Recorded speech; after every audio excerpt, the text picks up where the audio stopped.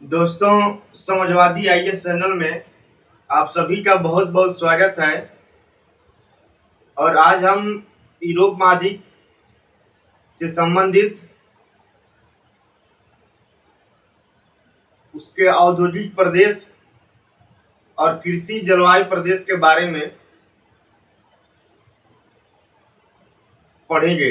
तो आइए समझते हैं कि यूरोप के किन देशों में किस खनिज संसाधन का भंडार है और वहाँ पे कौन से उद्योग धंधे स्थापित हैं। तो इस प्रकार हम देखेंगे कि यूरोप महाद्वीप में पढ़ने से पहले कुछ बातें हैं जिसको समझना जरूरी है। तो देखिए, सबसे पहली बात, हम इस वीडियो में यूरोप महाद्वीप, यूरोप के औद्योगिक प्रदेश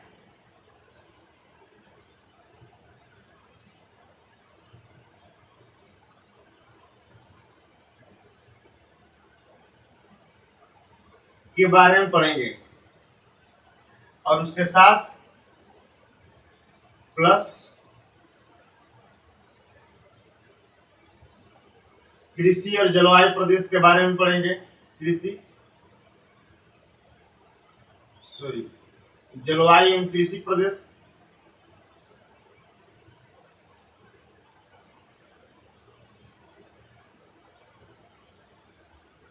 इसके साथ में जलवायु एवं कृषि प्रदेश के बारे में पढ़ेंगे।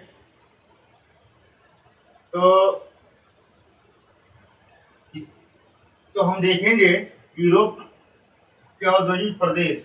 तो औद्योगिक प्रदेश के बारे में सबसे महत्वपूर्ण बातें होती हैं कि जितने भी उद्योग होते हैं, चाहे वो किसी भी देश और महाद्वीप में हो, उसको अधिकतर नदी,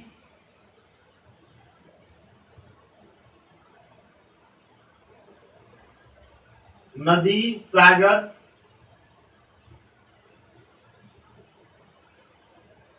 महासागर के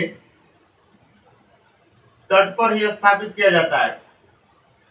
नदी, सागर, महासागर के तट पर स्थापित किया जाता है, इसलिए ताकि जल परिवहन के द्वारा सस्ता और आवागमन की सुविधा आसानी से संपन्न हो जाती है।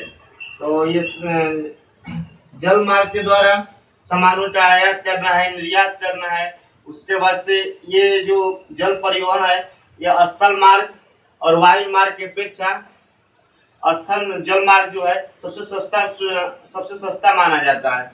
इसलिए जितने भी किसी भी देश में जितने भी उद्योग धंधे स्थापित किए जाते हैं, वो अधिकतर नदी, सागर और उसके बाद से महासागर के तटों पर ही स्थापित किए जाते हैं, ताकि जल परिवहन के माध्यम से आयात निर्यात आसानी से किया जा सके। सामानों की उपलब्धता या सामानों को ले जाना ले आना भी, जो संचालन की क्रिया है, वो आसानी से हो सके। तो इस प्रकार हम औद्योगिक प्रदेश के बारे में पढ़ेंगे। तो यूरोप महाद्वीप में जैसे हमको पढ़ना है पोलैंड के औद्योगिक प्रदेश के बारे में पढ़ना है। उसके बाद से जर्मनी के औद्योगिक प्रदेश के बारे में पढ़ना है। जर्मनी के बाद बेनेलक्स यानी बेल्जियम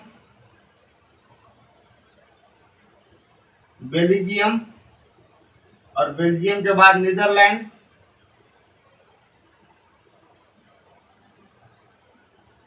बेल्जियम और नीदरलैंड, और उसके बाद से फ्रांस के बाद इटली, और इटली के बाद यूक्रेन।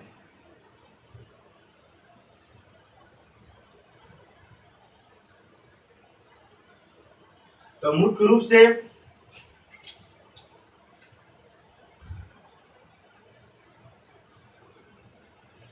रूप से इन्हीं पांच छह देशों में जो सर्वाधिक मात्रा में उद्योग धंधे स्थापित है, इन्हीं के बारे में पढ़ना है। पहला देश पोलैंड है, जर्मनी है, बेल्जियम है, नीदरलैंड है, फ्रांस है, इटली है, यूक्रेन है।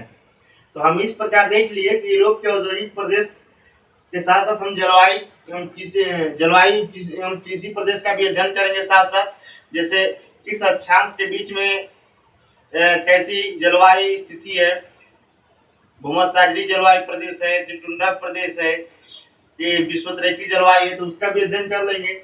और यूरोप के औद्योगिक प्रदेश का भी साथ में पढ़ लेंगे। और यूरोप के औद्योगिक प्रदेश में हम देखेंगे तो जो Poland, Germany, Belgium, Netherland, France, Italy और यूक्रेन है, जो सर्वाधिक मात्रा में उद्योग स्थापित है, इन देशों के बारे में हम पढ़ेंगे। तो आइए समझते हैं। तो सबसे पहला हमारा यूरोप के औद्योगिक प्रदेश में हम पढ़ेंगे पोलैंड। तो हम शुरुआत करते हैं। इसमें Poland, Germany, Belgium, Netherland, France, Italy और यूक्रेन, यानी कुल मिला के 2 4 6 7 देशों के बारे में पढ़ना है। तो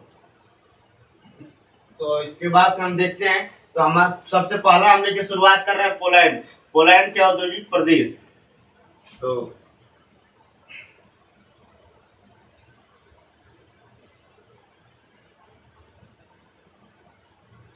देखिए,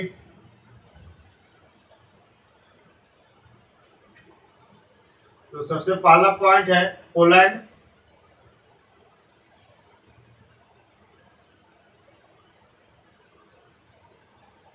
देखिए, पोलैंड के बारे में जब हम अध्ययन करेंगे पोलैंड देश का, तो एक यहाँ पे हम पर्वत का नाम बताए थे बीच में कि आल्प्स पर्वत, बोहेमियन पर्वत, उसके बाद से टेट्रा पर्वत और उसके बाद से लास्ट में था कार्पेथियन पर्वत। तो यही पर्वत जो है, ये जो पर्वत है, इसका नाम है कार्पेथियन पर्वत। क्या नाम है? कार्पेथियन पर्वत। इस कार्पेथियन पर्वत से एक नदी निकलती है जिसका नाम है विस्तुला नदी। जिसका क्या नाम है? विस्तुला नदी। ये जो नदी है इसका नाम है विस्तुला नदी। और जब ये नदी निकलती है कार्पेथियन पर्वत से, और जैसे ही पोलैंड में पहुंचती है, तो यहाँ पे एक क्षेत्र पाया जाता है, अपर साइलेशिया कोयला क्षेत्र। अपर साइलेशिया कोयला क्षेत्र। और इस क्षेत्र से ये नदी बहती है। तो इसी क्षेत्र में एक स्थान पाया जाता है कराको, जो कोयला के लिए बहुत ही प्रमुख नगर शहर है। ये इस क्षेत्र में ये कराको जो है इस क्षेत्र का शहर है। और उसके बाद से जैसे ही आगे बढ़ती है नदी, तो इसके तट पे वर्षा जो पोलैंड की क्या है, राजधानी है, वो इसी नदी के तट पे स्थित है। और ये जो नदी है वर्षा, ये सूती वस्त्र उद्योग के लिए बहुत ही प्रसिद्ध है। किसके लिए? सूती वस्त्र उद्योग। तो जैसे जैसे यहाँ सूती वस्त्र उद्योग स्थापित हुआ बहुत ज्यादा, तो इसमें और भी उद्योग स्थापित होने लगे इसके साथ साथ। तो यहाँ औद्योगिक विभिन्नता के कारण इस स्थान को यहाँ से हटा के यहाँ लार्ज में परिवर्तित कर दिया गया। लार्ज में स्थानांतरित कर दिया गया। यानी जो सूती वस्त्र उद्योग यहाँ बनता था, उससे उठाकर यहाँ पे स्थापित कर दिया गया। यहाँ से सब सामान लाके लार्ज जो शहर है यहाँ पे स्थापित कर दिया गया। तो लार्ज को पोलैंड का मैनचेस्टर कहा जाता है। पोलैंड का मैनचेस्टर कहा जाता है। पोलैंड का मैनचेस्टर।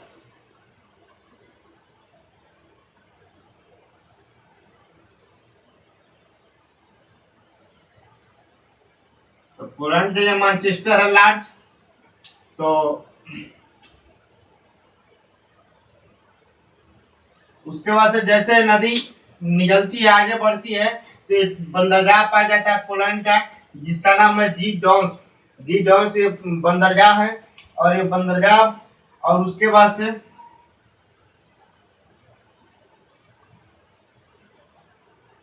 और बंदरगाह के बाद ये खाड़ी में जाके गिर जाती है, जिस खाड़ी का नाम है डिस्के की खाड़ी।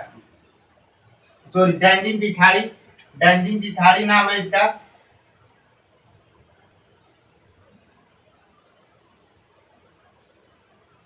ये डैंजिंग खाड़ी है और इसी खाड़ी के बाद बाल्टिक सागर है, ठीक ना। तो इसी खाड़ी में जाके ये नदी गिर जाती है, विस्तिला नदी कार्पेथियन पर्वत से निकलती है और अपर साइलेसिया कोयला क्षेत्र से होते हुए ये वर्षा, पोलैंड की राजधानी वर्षा के, वर्षा यानी वर्षा इसी के तट पर स्थित है। वर्षा से होते हुए ये जी डॉम्स बंदरगाह यहाँ इसके तट पर स्थित है और इसके बाद से डेंजिंग की खाड़ी में अपना मुहाना बनाती है। और ये जो बाल्टिक सागर का जो क्षेत्र है, तो पोलैंड में बाल्टिक सागर के तटबंध को पामरेनिया नाम जानते हैं। किस नाम से जानते हैं? तो पामरेनिया। ये पूरा जो पूरा बाल्टिक क्षेत्र है, यहाँ से यहाँ तक जो बाल्टिक सागर का क्षेत्र है, ये बाल्टिक सागर का फील्ड है। तो बाल्टिक सागर का जो फील्ड है यहाँ से यहाँ तक, इसके तटबंध को हम क्या बोलते हैं? पामरेनिया बोलते हैं। इस प्रकार हम देख लें कि पोलैंड में सबसे ज्यादा क्या कोयला क्षेत्र पाया जाता है और यहाँ का सबसे प्रमुख शहर है क्राको। और उसके बाद से जैसे ही आगे बढ़ेंगे तो वर्षा पोलैंड की राजधानी मिलेगी। यहाँ सूती वस्त्र उद्योग का केंद्र है। उसके बाद से और भी औद्योगिक उद्योग लगे हुए हैं और जब ज्यादा विभिन्नता होने के कारण उस सूती वस्त्र उद्योग को वहां से हटाकर लार्ज में स्थापित कर दिया गया, जिससे पोलैंड का मानचेस्टर कहा जाता है। तो लार्ज भी सूती वस्त्र उद्योग का केंद्र है। और जैसे ही नदी आगे बढ़ती है तो जी डाउन्स के बंदरगाह मिलता है और उसके बाद इस नदी का मुहाना डेंजिंग की खाड़ी में होता है। तो इस प्रकार हम पोलैंड के बारे में देख लिए। अब इसके से संबंधित महत्वपूर्ण जो पॉइंट है उसको नोट कर लेते हैं। तो इसको हम मिटा दे रहे हैं।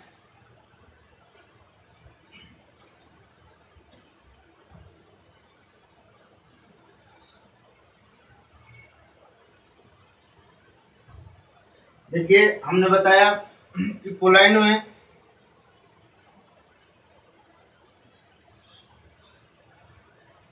जो है पहला पॉइंट, ये अपर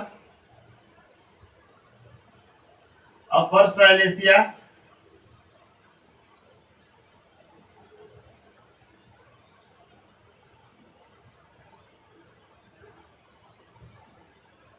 औद्योगिक प्रदेश स्थापित है।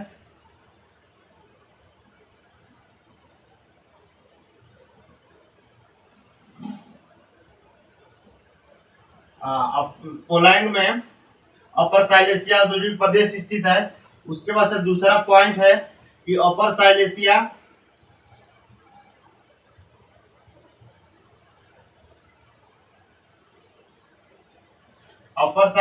क्षेत्र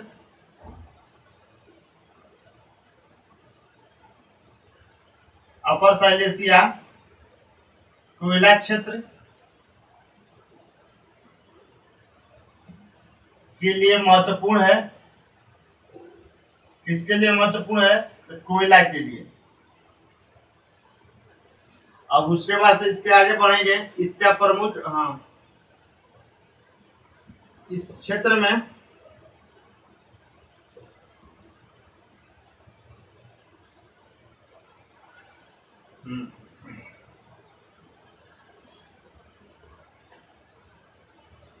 देखिए अपर साइलेसिया क्षेत्र में, जो अपर साइलेसिया क्षेत्र है, क्षेत्र में जो क्राको सबसे बड़ा शहर है, सबसे बड़ा शहर है। और चौथा पॉइंट, क्राको ये लौह इस्पात उद्योग का केंद्र है। लौह इस्पात उद्योग का केंद्र भी है।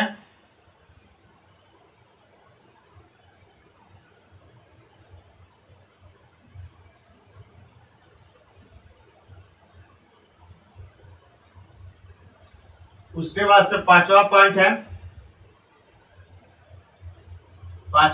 है जो वर्षा के बारे में, वर्सा पोलैंड की राजधानी भी है।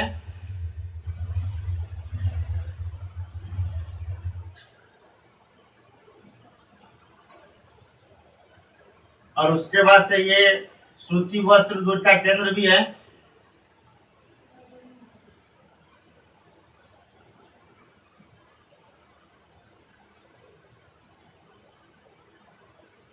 और तीसरा पॉइंट, ये कौन सी नदी, तो विस्तुला नदी के तट पर स्थित है। विस्तुला नदी के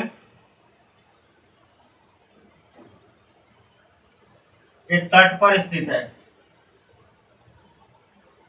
तो इतनी बातें वर्षा से महत्वपूर्ण थी। और उसके बाद से हम आगे पढ़ेंगे तो लाट जाता है। तो लाट जो है सूती वस्त्र उद्योग का केंद्र है।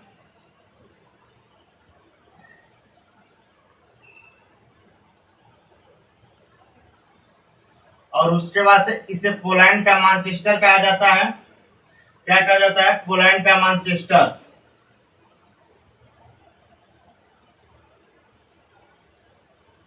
इसे पोलैंड का मैनचेस्टर कहते हैं।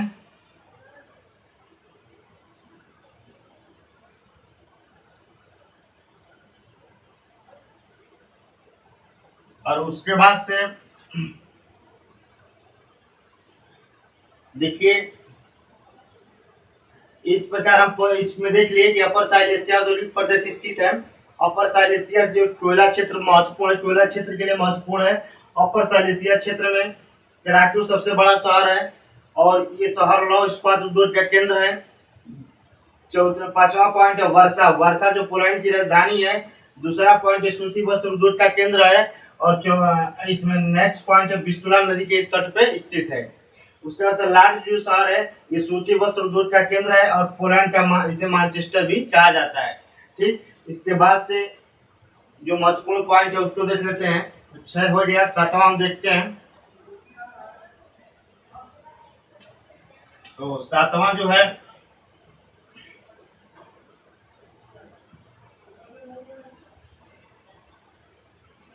हम पोलैंड के बारे में पढ़ रहे थे। 7वां जो पॉइंट था जीडोन्स। जीडोन्स ये पोलैंड का बंदरगाह है। ये पोलैंड का बंदरगाह है। अच्छा, उसके बाद से 8वां पाम्ब्रेनिया। हम नाम बताए पाम्ब्रेनिया। तो पाम्ब्रेनिया क्या चीज है? तो पाम्ब्रेनिया बताए थे कि बाल्टिक सागर के, देखिए यहाँ पे हम लिख लेंगे, थोड़ा सा गलती हो गया। पोलैंड में बाल्टिक सागर के तट पर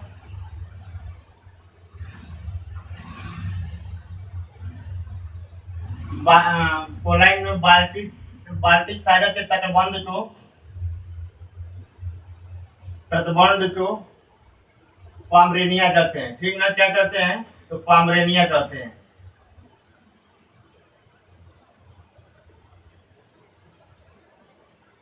तो इस प्रकार पाम्ब्रेनिया हो गया। और 9वां पॉइंट इसमें से जो महत्वपूर्ण है विस्तुला नदी के बारे में, जिसको हम नदी जब पढ़ा रहे थे तो बताए थे इसका स्रोत कहाँ पे है। तो स्रोत कार्पेथियन पर्वत से था। कार्पेथियन पर्वत से था। और उसके बाद से इसका जो निकास है तो हमने अभी बताया कि कौन सी खाड़ी है, तो डेंजिंग की खाड़ी। और उसके बाद से तो बाल्टिक सागर पड़ता है। तो डेंजिंग की खाड़ी में, डेंजिंग की खाड़ी और या बाल्टिक सागर दोनों ऑप्शन सही हो सकता है। डेंजिंग की खाड़ी में निकास बनाते थे। इस प्रकार हम देख लेंगे कि विस्तुला नदी के तट पे जीडोन्स बंदरगाह है जो पोलैंड का बंदरगाह है। पाम्ब्रेनिया किसे बोलते हैं? तो पाम्ब्रेनिया पोलैंड में जो बाल्टिक सागर का तटबंध है उसे पाम्ब्रेनिया कहते हैं। और विस्तुला नदी जो है, विस्तुला नदी का स्रोत जो स्रोत है वो कार्पेथियन पर्वत से है और इसका निकास जो है डेंजिंग की खाड़ी में है। तो इस प्रकार हम पोलैंड से संबंधित जितने भी औद्योगिक प्रदेश के बारे में था उसको हम पढ़ लिए। अब इसके बाद से नेक्स्ट है हमारा जर्मनी का औद्योगिक प्रदेश। तो जर्मनी के इंडस्ट्रियल एरिया के बारे में हम पढ़ेंगे। इंडस्ट्रियल एरिया, तो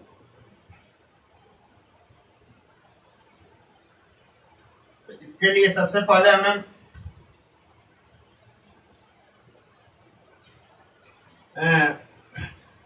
मैप समझना होगा। मैप के माध्यम से हम देखेंगे कि जर्मनी में जो है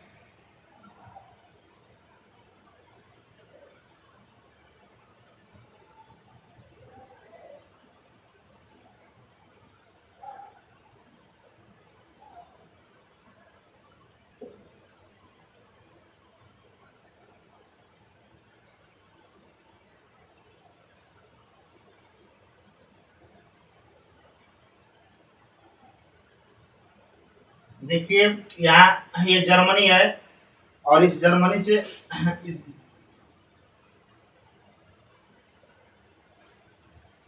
ये जर्मनी है और जर्मनी देश के बारे में पढ़ेंगे। तो जर्मनी के औद्योगिक प्रदेश जर्मनी, दूसरा है जर्मनी के हम औद्योगिक प्रदेश के बारे में पढ़ने जा रहे हैं। तो यहाँ पे हम बताए थे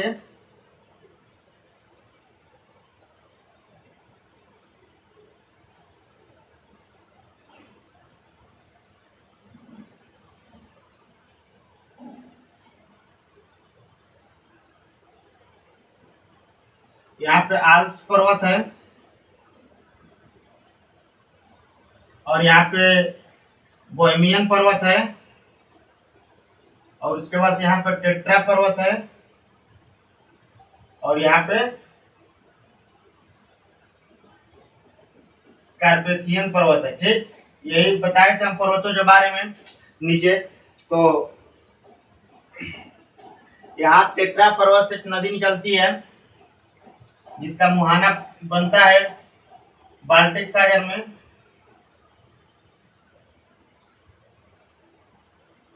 तो ये नदी जो है ये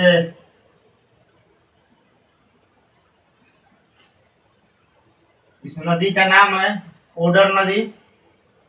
जब नदी हम पढ़ रहे थे तो इसके बारे में मैंने चर्चा किया था। इस नदी का नाम है ओडर नदी।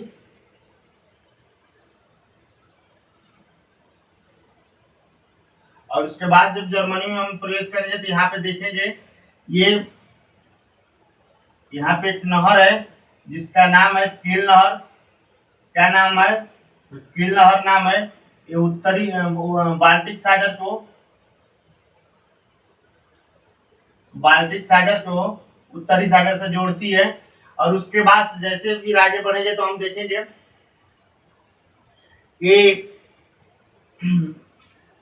यहाँ पे एक नदी निकलती है इल्ब नदी। इल्ब नदी तो ये बोहेमियन पर्वत से निकलती है इल्ब नदी।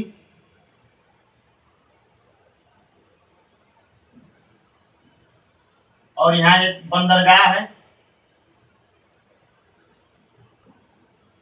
एक बंदरगाह है जिसका नाम है हैमबर्ग बंदरगाह। ठीक, हैमबर्ग बंदरगाह।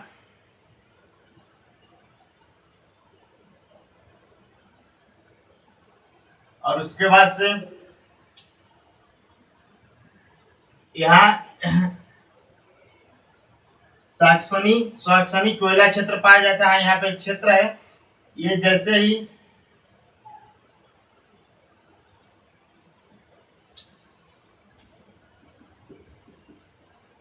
ये देखिए कोयला क्षेत्र है, इसका नाम है साक्सनी औद्योगिक प्रदेश। साक्सनी कोयला क्षेत्र।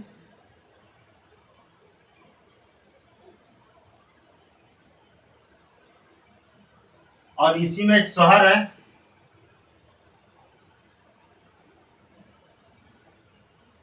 इस शहर का नाम है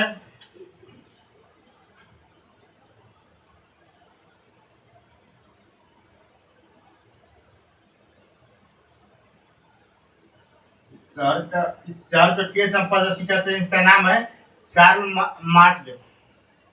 कार्ल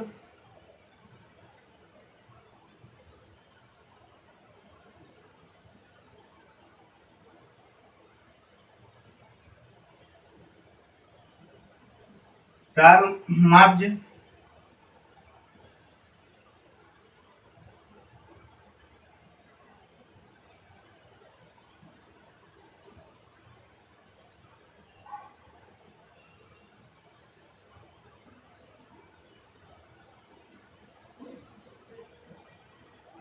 तो ये जो क्षेत्र है,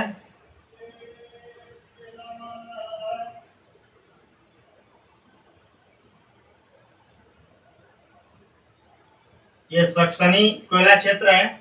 उसके बाद से जैसे नदी, ये नदी का नाम है इल्ब नदी। कौन सी नदी है? तो इल्ब नदी है।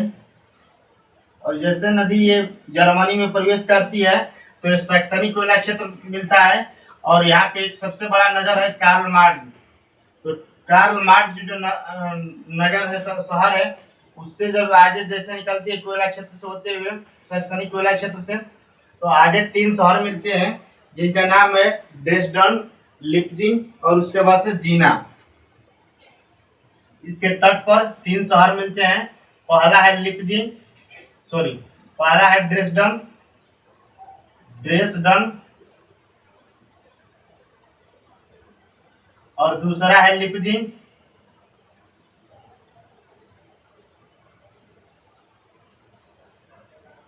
और तीसरा है जीना।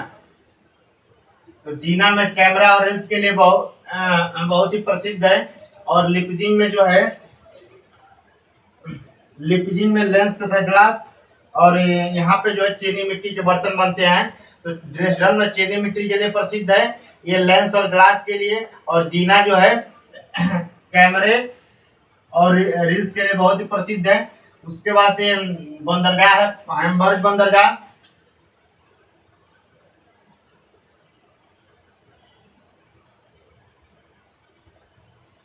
और उसके बाद से नदी, कौन सी नदी है? तो उत्तरी सागर है।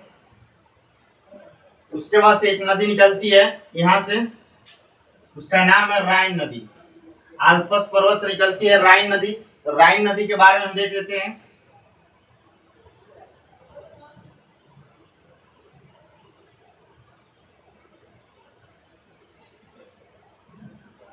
तो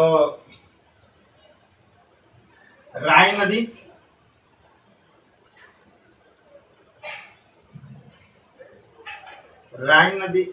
यहाँ पर 3 शाखा में बटेगी।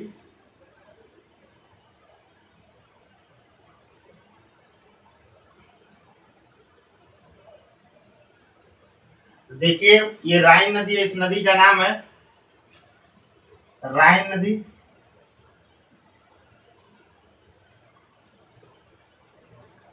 अब ये राइन नदी जैसे ही आल्प्स पर्वत से निकलती है और उसके बाद से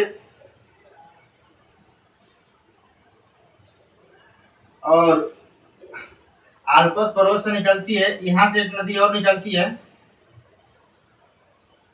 एक मिनट, यहाँ से देख लीजिए।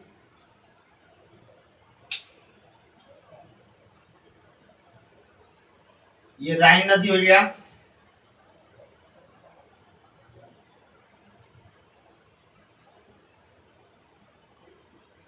और यहाँ से एक नदी निकलती है,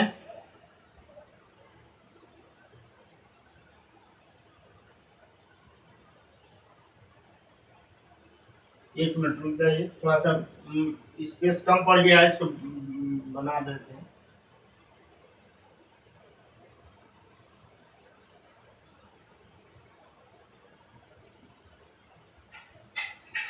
देखिए,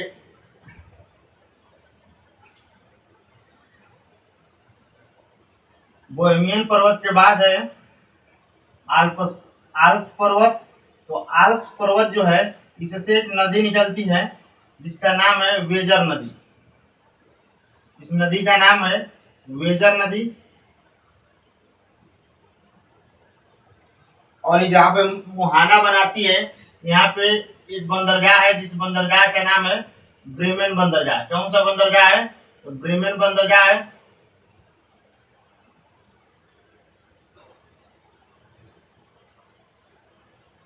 और जैसे ये थोड़ा सा आगे इसको हम बढ़ाएंगे, ये आल्स आल्स पर्वत है।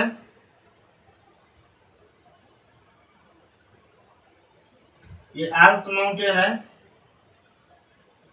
इससे जो नदी निकलती है राइन नदी और वेजर नदी, दोनों नदियां निकलती हैं।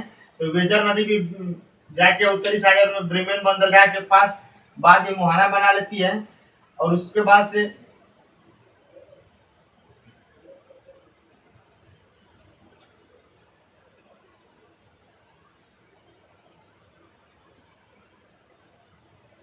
एक नदी निकलती है,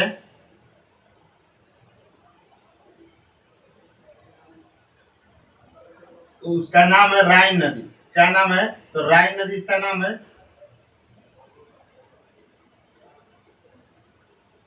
राइन नदी भी आल्प्स पर्वत से माउंटेन से निकलती है। और जैसे निकलती है उसके बाद से इसकी 3 सहायक नदियां हैं। पहला नदी है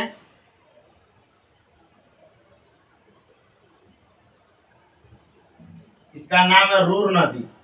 कौन सी नदी है? तो रूर नदी है। दूसरी नदी इसमें आके मिलती है जिसका नाम है वीपर नदी। कौन सी नदी है? तो वीपर नदी है, वेपर नदी है।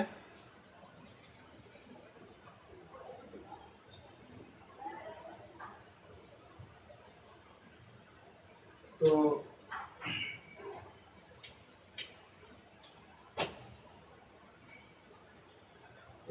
वीपर नदी है। और वीपर नदी के बाद हम देखेंगे थोड़ा सा,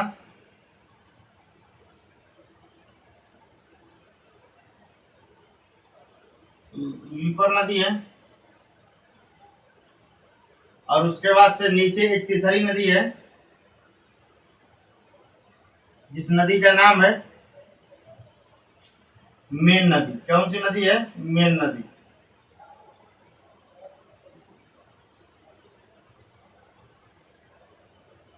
देखिए मेन नदी है और वीपर नदी है और रूर नदी है। ये नदी जैसे ही जर्मनी से होते हुए नीदरलैंड में पहुंचती है ये नदी, तो वहाँ 3 भागों में बढ़ जाती है। इसका पहला जो दक्षिणी शाखा नाम है उसका नाम है वाल नदी। और उसके बाद से इसका एक भाग जाता है मध्य शाखा जिसका नाम है टोल नदी। और उसके बाद से इसकी एक सीधी शाखा जो उत्तर में जाती है उसका नाम है जयसेल नदी। जयसेल नदी।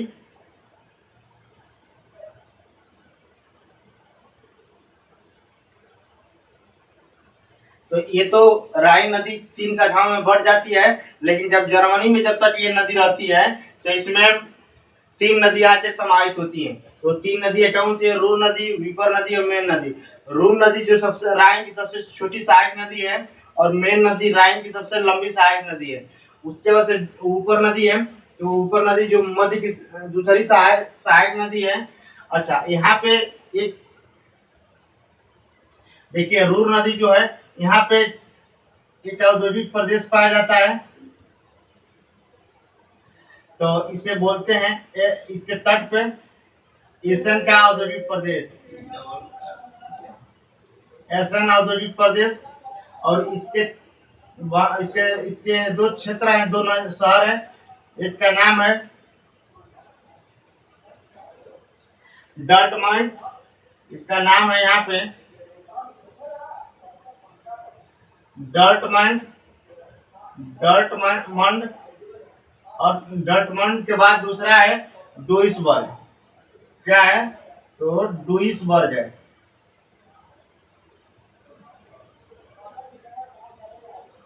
डर्टमंड। और उसके बाद से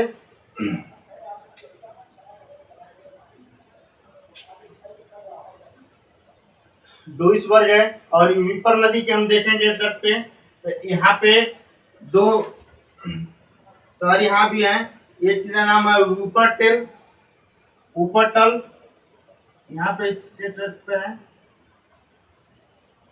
ऊपरटल।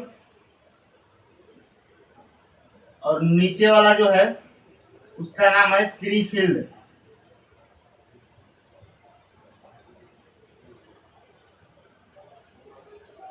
ऊपरटल, ये दो शहर हैं। और उसके बाद से यहाँ पे दो शहर ये स्थित है।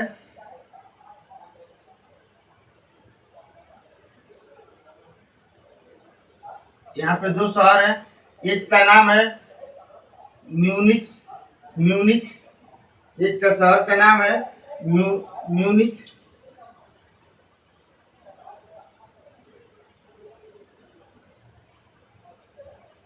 और दूसरे शहर का नाम है फ्रैंकफर्ट, फ्रैंकफर्ट। और यहाँ पे है स्टुटगार्ट।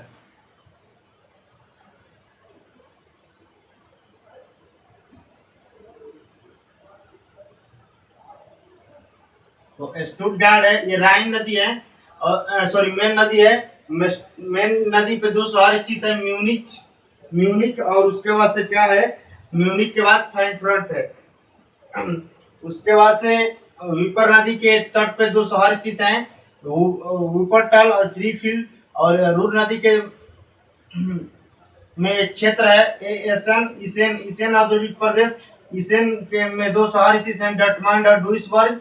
और उसके बाद से यहाँ पे दो शहर स्थित हैं इसके तट पे जर्मनी के। एक का नाम है वान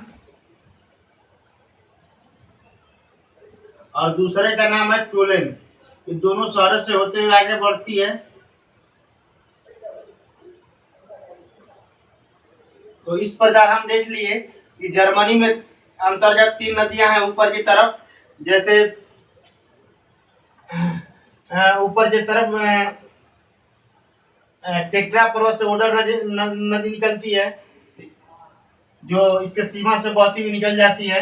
उसके बाद से बोहेमियन पर्वत से नदी निकलती है, हिल पर्वत। ये जैसे ही जर्मनी में प्रवेश करती है तो शैक्षणिक कोयला क्षेत्र मिलता है, और इसमें एक शहर है, उसका नाम है कार्ल मार्ज। उसके बाद से जैसे आगे बढ़ती है तो ड्रेसडाउन, लिप्जिंग और जीना, तीन शहर मिलते हैं। ड्रेसडाउन में, ड्रेसडाउन, लिप्जिंग और जीना। तो इसमें लिप्जिंग शहर में ग्लास और कांच के लिए फेमस है। जीना जो शहर है, तो जीना में रील्स और कैमरा के लिए प्रसिद्ध है। और ड्रेसडाउन जो है, ये जो चीनी मिट्टी के बर्तन बनते हैं उसके लिए सजावटी केंद्र के लिए प्रसिद्ध है। ठीक। और उसके बाद से वेजर नदी, वेजर नदी ये बहती हुई चली जाती है और उत्तरी सागर में अपना मुहाना बनाती है। उसके बाद से ब्रेमेन बंदरगाह स्थित है। अब राइन नदी की बात कर लेते हैं। तो राइन नदी जैसे ही जर्मनी से होकर बहते हुए आगे बढ़ती है, वान और टूलेन शहर से बहते हुए आगे बढ़ती है और नीदरलैंड में प्रवेश करती है। तो जब नीदरलैंड में प्रवेश जैसे करती है, वहां से तीन शाखाओं में बढ़ जाती है। इसमें तीन शाखा कौन सी, दक्षिणी शाखा, मध्य शाखा, उसके बाद से उत्तरी शाखा। दक्षिणी शाखा का नाम हो जाता है वान नदी, उत्तरी शाखा का नाम हो जाता है जैसल नदी, और मध्य शाखा का नाम हो जाता है कुल नदी। यहाँ पे देखिए लिखे हैं। उसके बाद से जब तक ये जर्मनी में रहती है तब तक इसकी तीन सहायक नदियां हैं। पहला नदी रूर नदी, दूसरा है वीपर नदी, और तीसरा है म्यूनिक नदी। तो म्यूनिक नदी जो है, सॉरी मेन नदी, तो म्यूनिक नदी के तट पे दो शहर स्थित हैं, फ्रैंकफर्ट और म्यूनिक। और स्टुटगार्ट भी इसके तट पे स्थित है। स्टुटगार्ट नदी मोटर गाड़ी के लिए, मोटर गाड़ी उद्योग के लिए बहुत ही प्रसिद्ध है। और उसके बाद से जो है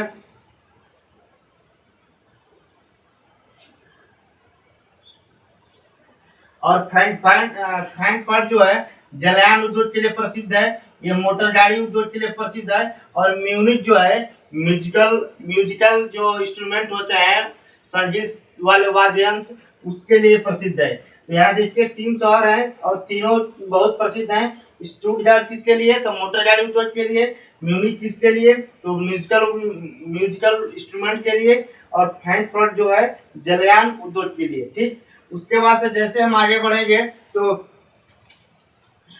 वुपर्टल और ट्रीफिल्ड। तो वुपर्टल सूती वस्त्र उद्योग के लिए प्रसिद्ध है और रेशम वस्त्र के लिए।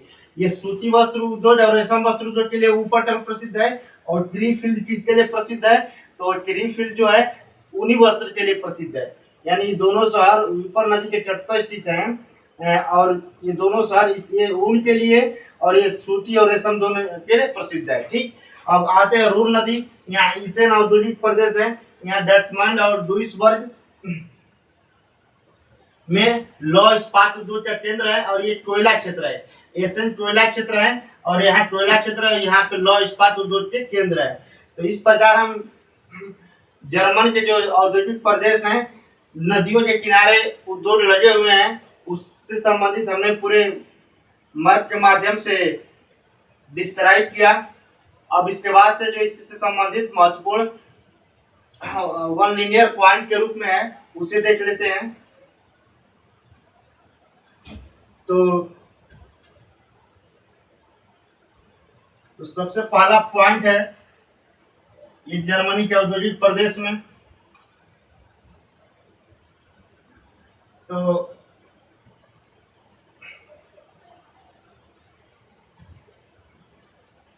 देखिए हमने बताया था आपको, सबसे पहला इल्ब नदी थी। कौन सी नदी थी, इल्ब नदी।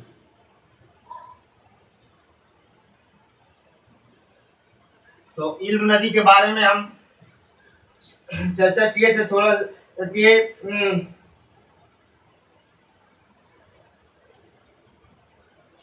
इल्ब नदी सैक्सनी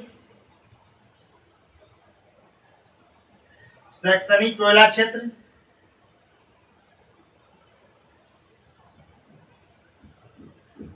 से ये प्रवाहित होती है।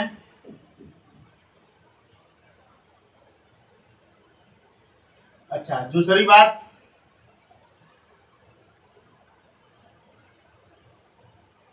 देखिए इस क्षेत्र में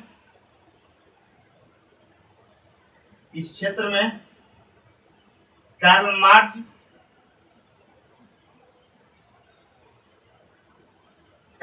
जो है शहर स्थित है। तो इस कोयले क्षेत्र में कार्ल मार्ट जो शहर स्थित है। और उसके बाद से तब कार्ल मार्ट के बारे में देख लेते हैं। लाइन है, यह शहर जो है लौ इस्पात उद्योग का केंद्र है। यह सैक्सनी का प्रमुख नगर कह सकते हैं, पहला पॉइंट। और दूसरा पॉइंट है यह लौ इस्पात उद्योग का केंद्र है।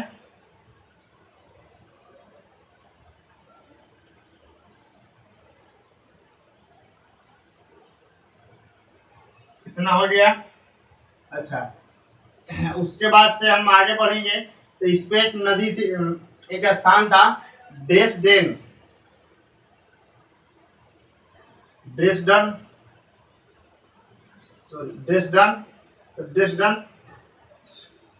में हम बताए थे कि यहाँ चीनी मिट्टी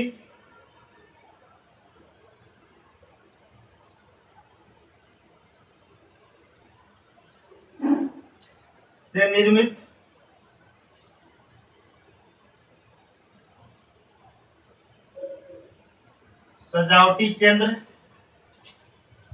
सजावटी सामान का केंद्र है। और उसके बाद से दूसरा, यह किस नदी के तट पे है, तो इल्ब नदी के तट पे।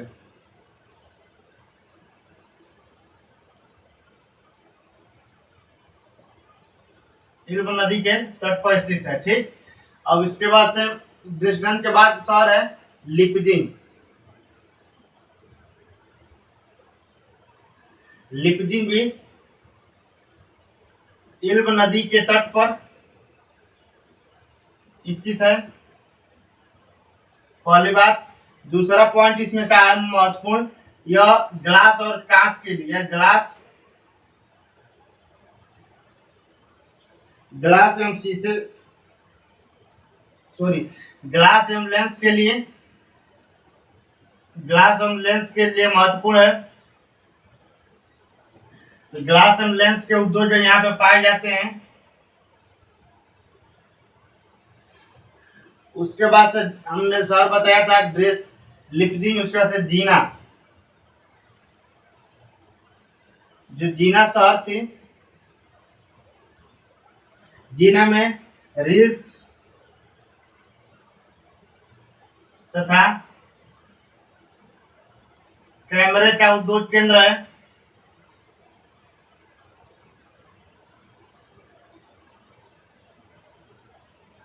अब जीना के बाद हम दूसरी नदी थी, देखिए वहां पे एक नदी आके मिलती है, कौन सी नदी, वर्लिंग, वर्लिंग जो स्प्रिंग नदी जो जर्मनी से आके आती है और इल्ब नदी में मिल जाती है, उसकी सहायक नदी है, उसकी किसकी सहायक नदी हो जाएगी, तो इल्ब की सहायक नदी स्प्रिंग नदी कहलाएगी। और उसके तट पे जर्मनी का बर्लिन स्थित है। तो हम देख लेते हैं बर्लिन के बारे में थोड़ा सा। यह जर्मनी की राजधानी है। पहला पॉइंट। दूसरा पॉइंट है इसमें, यह किसके, स्प्री नदी के तट पर है।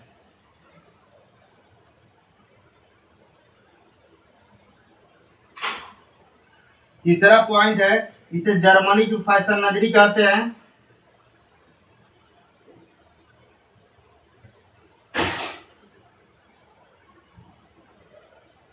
और चौथा पॉइंट है, यह कॉस्मेटिक उद्योग का केंद्र है। क्या है? कॉस्मेटिक उद्योग का केंद्र।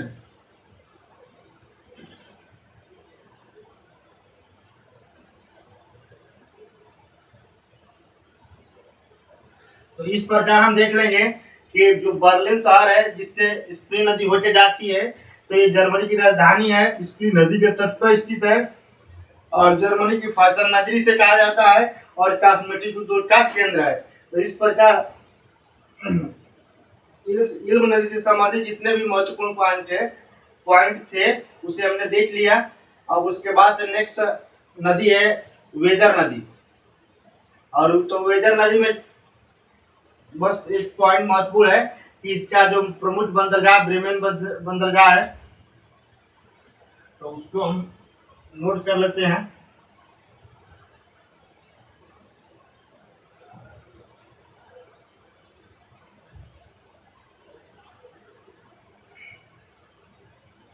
देखिए वेजर नदी के बारे में।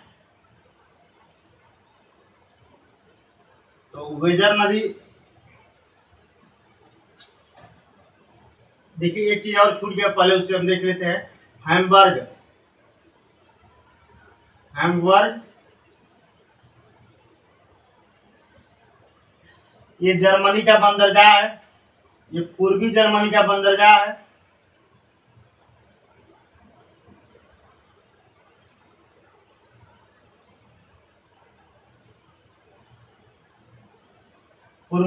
पूर्वी जर्मनी का बंदरगाह है और ये जलयान उद्योग के लिए प्रसिद्ध है। किसके लिए? तो ये जलयान उद्योग के लिए प्रसिद्ध है।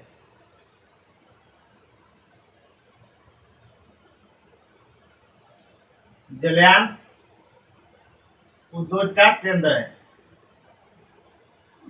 ठीक, अब इसके बाद से हम पढ़ रहे थे वेजर नदी। तो वेजर नदी के बारे में देखेंगे। तो वेजर नदी जो है, इसका स्रोत बोहेमियन से है। स्रोत हम बताए नदी जब पढ़ रहे थे बोहेमियन पर्वत से,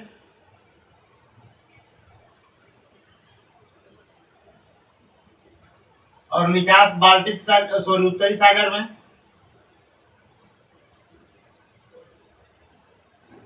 और उसके बाद से ब्रोमेन बंदरगाह स्थित है, ब्रोमेन बंदरगाह तट पर स्थित है। तो इस तरह 3 पॉइंट इसी से संबंधित हो गया।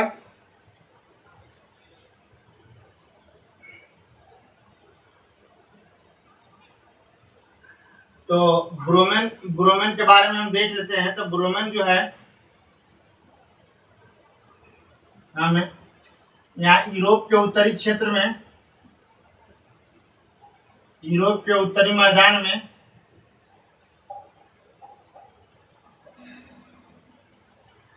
समशीतोष्ण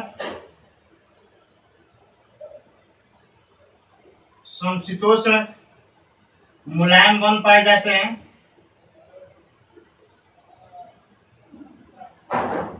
मुलायम वन पाए जाते हैं। और उसके बाद से यह कागज उद्योग के लिए भी प्रसिद्ध है। ये ब्रोमेन शहर भी है, ब्रोमेन शहर तो कागज उद्योग के लिए प्रसिद्ध है।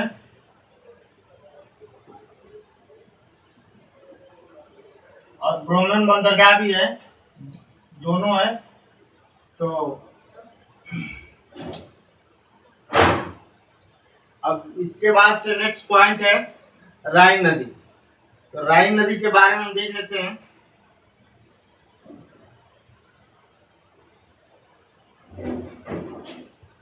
राइन नदी, इसका स्रोत जो है अल्प्स पर्वत से है।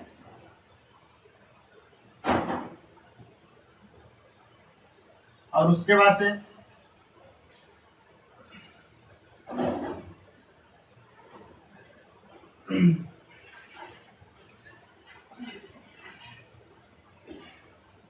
जैसे ये जर्मनी में प्रवेश करती है तो एक शहर मिलता है कोलेन।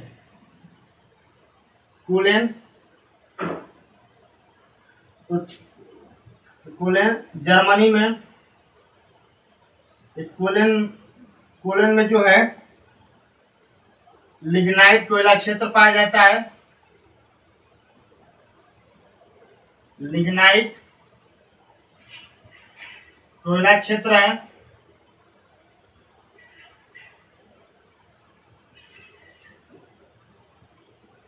और उसके बाद से ये मोटर गाड़ी उद्योग के लिए प्रसिद्ध है। मोटर गाड़ी उद्योग का विकास है यहाँ पे। तो इस प्रकार हम देख लेंगे कि कोलन में क्या है, लिग्नाइट कोयला क्षेत्र पाया जाता है और मोटर गाड़ी उद्योग का विकास है। और उसके नीचे वान एक शहर था उससे पहले। तो वान के बारे में देख लेते हैं।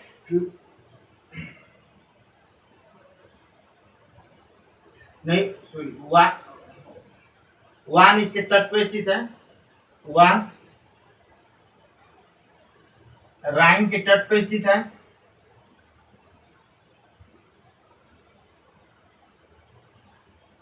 इस प्रकार हम देख लिए कि हैम्बर्ग और वेजर नदी के बारे में कि ये बोहेमियन पर्वत से निकलती है। इसका निकास उत्तरी सागर में है। बोमेन बंदरगाह तट पर स्थित है।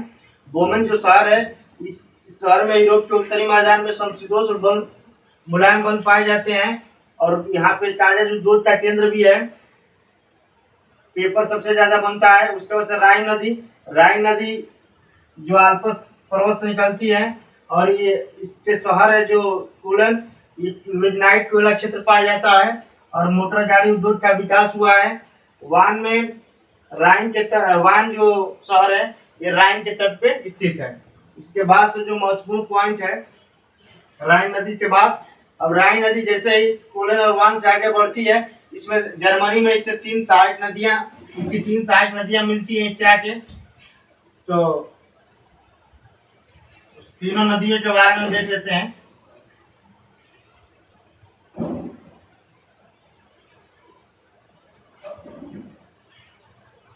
नदी के बारे में हम लोग पढ़ रहे थे, राइन नदी। तो राइन नदी में 3 सहायक नदियां मिलती हैं। पहला रूर नदी, ठीक। तो रूर नदी यह राइन की सबसे सहायक नदी है, राइन की सबसे छोटी सहायक नदी है।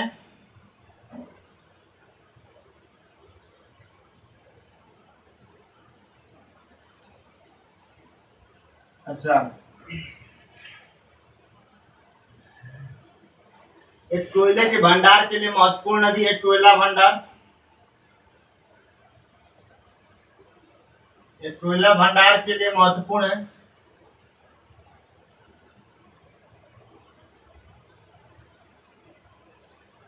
यहीं पे इसके कोयला क्षेत्र को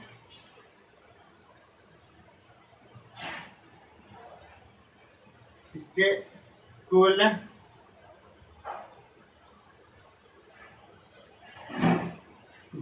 क्षेत्र को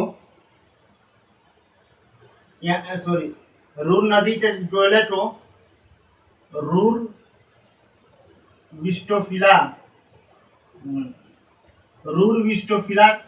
कोयला क्षेत्र के नाम से जानते हैं। रूर विस्टोफिला कोयला क्षेत्र के नाम से जानते हैं।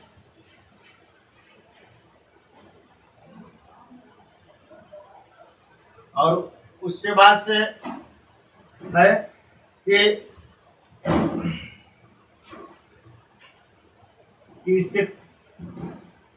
इसके तट पर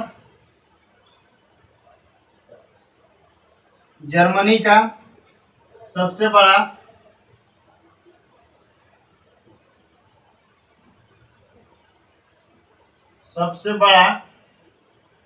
औद्योगिक प्रदेश स्थित है। कौन सा? सबसे बड़ा ईसेन औद्योगिक प्रदेश स्थित है।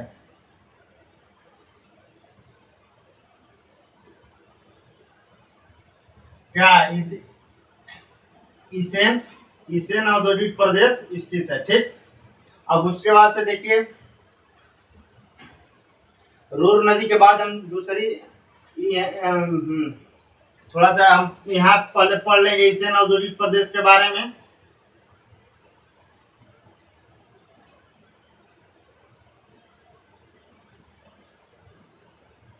तो जो ईसेन औद्योगिक प्रदेश में, इसमें 2 शहर पाए जाते हैं। एक है स्टर्डम, स्टर्डम नहीं, इटडर्म। पहला है इटडर्म, इटमंड, और दूसरा है डुइसबर्ग। इटमंड और डुइसबर्ग जो दोनों हैं, ये सूती वस्त्र उद्योग के लिए लौह इस्पात उद्योग केंद्र है। लौह, क्योंकि कोयला क्षेत्र में पाया जा रहा है, तो लौह इस्पात उद्योग का केंद्र है।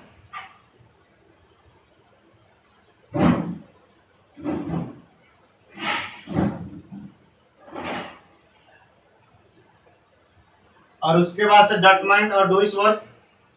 उसके बाद से ऊपर नदी, दूसरी सहायक नदी का नाम है इसके ऊपर नदी। यह दूसरी सहायक नदी है। पहला पॉइंट है। और दूसरा पॉइंट इससे संबंधित क्या है? ऊपर नदी से इसके तट पर ऊपर तल और क्रीफील्ड स्थित है। क्रीफील्ड शहर स्थित है, ठीक ना।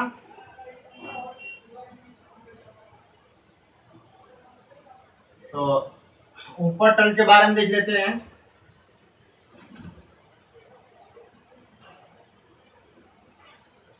ऊपर तल सूती वस्त्र उद्योग और रेशम वस्त्र उद्योग के लिए प्रसिद्ध है। इसके लिए सूती वस्त्र उद्योग और रेशम वस्त्र उद्योग के लिए प्रसिद्ध है।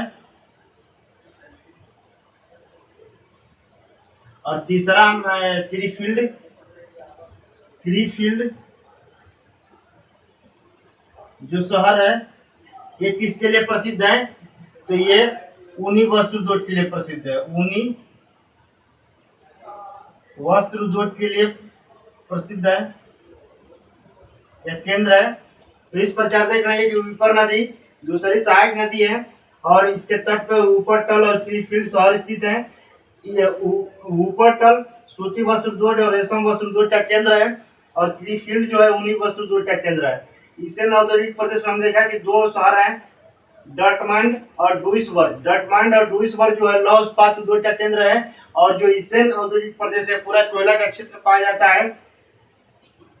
रूर नदी के बारे में देखा कि राइन की सबसे छोटी सहायक नदी है, कोयला भंडार के लिए महत्वपूर्ण है। कोयले को रूर विस्टोफिला कोयला क्षेत्र कहा जाता है और इसके तट पर जर्मनी का सबसे बड़ा इसेन औद्योगिक प्रदेश स्थित है। तो इस प्रकार हम देख लिए। अब ऊपर नदी के बाद नेक्स्ट नदी आती है मेन नदी। तो मेन नदी के बारे में हम देखेंगे।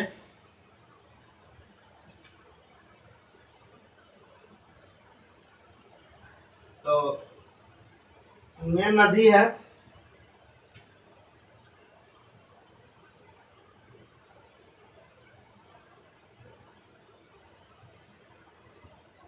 मेन नदी, यह राइन की सबसे लंबी सहायक नदी है। क्या है? सबसे लंबी सहायक नदी है। अच्छा, उसके बाद से राइन की सबसे लंबी सहायक नदी मेन नदी है।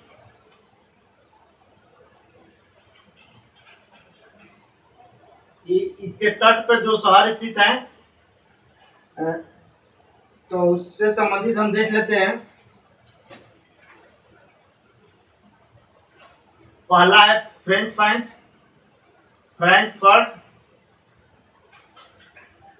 ये फ्रैंकफर्ट जो है जलयान के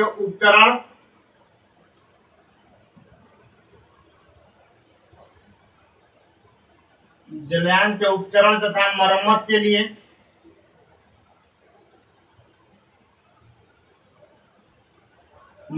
लिए प्रसिद्ध है, यह केंद्र है मरम्मत। उसके बाद से नेक्स्ट फ्रैंकफर्ट के बाद है म्यूनिक।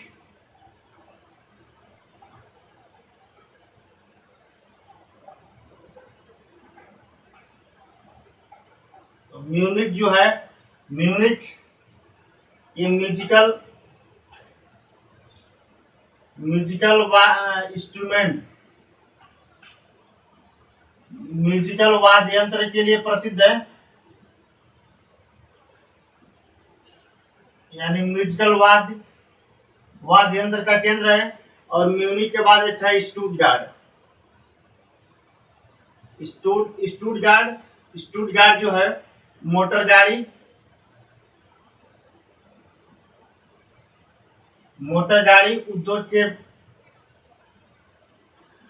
गाड़ी उद्योग के लिए प्रसिद्ध है, यानी मोटर गाड़ी उद्योग का केंद्र है। यहीं से मर्सिडीज जो गाड़ी है यही बनती है स्टुटगार्ट में। मर्सिडीज जो गाड़ी है 4 व्हीलर वो यहीं पे बनती है, मोटर गाड़ी उद्योग केंद्र है। उसके बाद से राइन नदी नीदरलैंड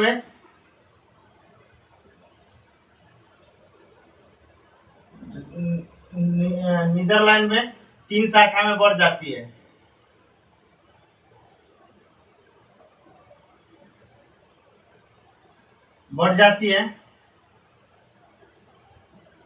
इसके दक्षिणी शाखा को कहते हैं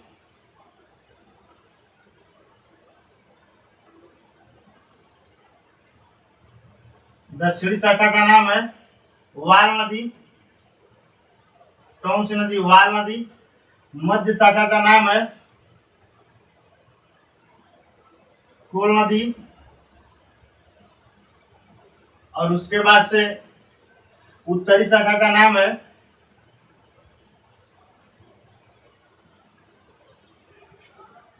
जैसल नदी, ये तीनों नदियां फिर जाके उत्तरी सागर में गिर जाती हैं। इस प्रकार राइन नदी जब जर्मनी से आगे बढ़ती है, नीदरलैंड में प्रवेश करती है, तीन पार्ट में बढ़ जाती है, वाल नदी, खोल नदी और हेसन नदी।